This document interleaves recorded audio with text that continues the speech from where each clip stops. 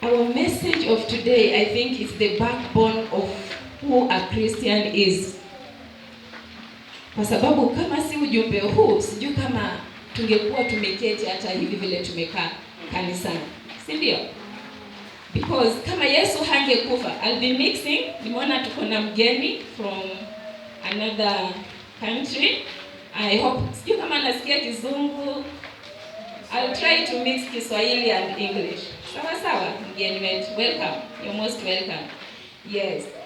So, I want to say this. Kama hakungekuwa na msalaba, hatungekuwa mahali hapa. Si ni kweli?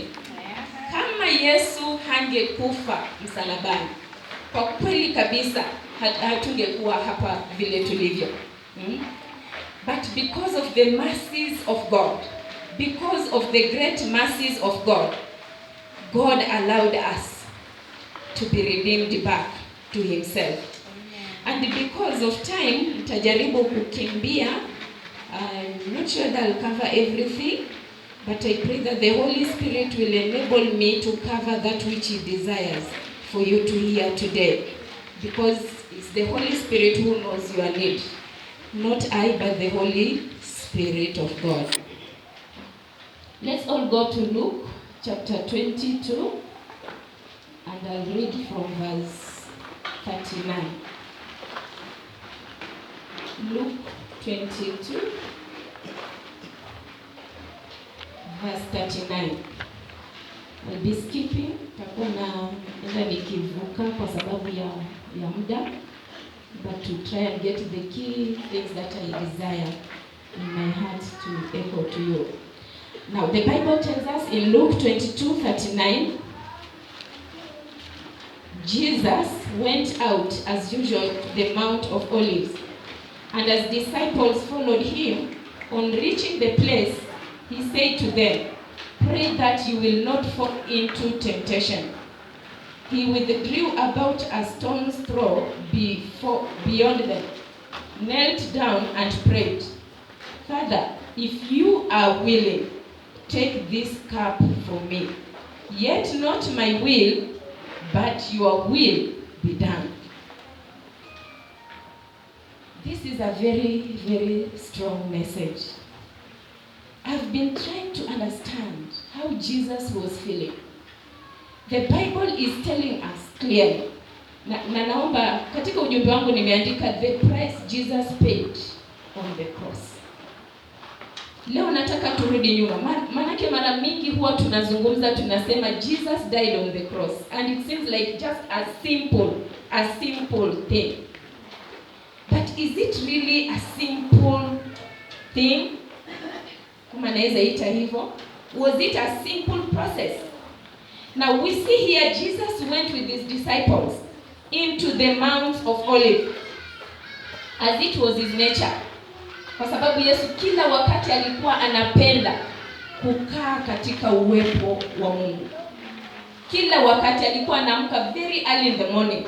When you read in the book of Luke, you will see so many places indicating that Jesus woke up early in the morning to go to pray. He always secluded himself to go to prayer, to go and seek the face of the Lord. And on this particular day, he knew very well that his time had come. And so he went with his disciples, and he left them. Akawaacha kando kidogo na akaenda mbele kidogo. Anasema a stone throw. So maybe alikuwa kama pale nyuma na disciples wako hapo. Wakati akiwa pale, he could see everything that was going to transpire before he dies. And it was not easy for him. Can you imagine? Unajua kifo yako vile inaenda kuwa. Unaweza sikia aje? How will you feel if you know that this is how you're going to die? Na yake ilikuwa sile ya pap ghafla. Kuna watu wamekufa through accidents. Kuna watu wamekufa through magonjwa. Kuna watu wamekufa through many different ways. Lakini yeye kwa sababu ni mwana wa Mungu, he could see what was going to happen to him. alikuwa anaona hivi ndio nitapitia. This is what will happen. This is what will happen. And after this, this is what is going to happen. Na because the Bible tells us he was a flesh. Alikuwa amevaa utu. Alikuwa amevaa utu. Ni kama vile ulivyo wewe na mimi sasa hivi. It was not easy for him. And he reached a point and decided to make this prayer. He said, Father, if you are willing, take this cup from me. Yet not my will, but your will be done. Wow. I can imagine the sorrow that Jesus faced. I can imagine the pain he was feeling. In fact, the Bible tells us alikuwa anatoka nini? Let's continue reading. Hapo mbele kidogo. Biblia inatuambia in verse 43. An angel from heaven appeared to him. That is verse 43. An angel from heaven appeared to him and strengthened him. And being in anguish, he prayed more earnestly, and his sweat was like drops of blood falling to the ground. Leo nataka nikurudishe nyuma jamani. Nataka tuwaze na wewe, tutafakari na wewe Yesu alipitia nini. Maana ukishajua kwamba ni nini hii Yesu alipitia, utauchunga wokovu wako kama dhahabu. You will hold your salvation so dearly and tell God, God help me. Help me, because the price you paid on the cross was not an easy thing. Yesu anasema pale, he was so weak. He was feeling a lot of pain in the what was going to happen to him. The Bible is clear. It is telling us, and being in anguish, he prayed more earnestly, and his sweat was like drops of blood falling to the ground. But the question is, we as human beings, do we really consider this price to be a price that is priceless? You cannot buy it.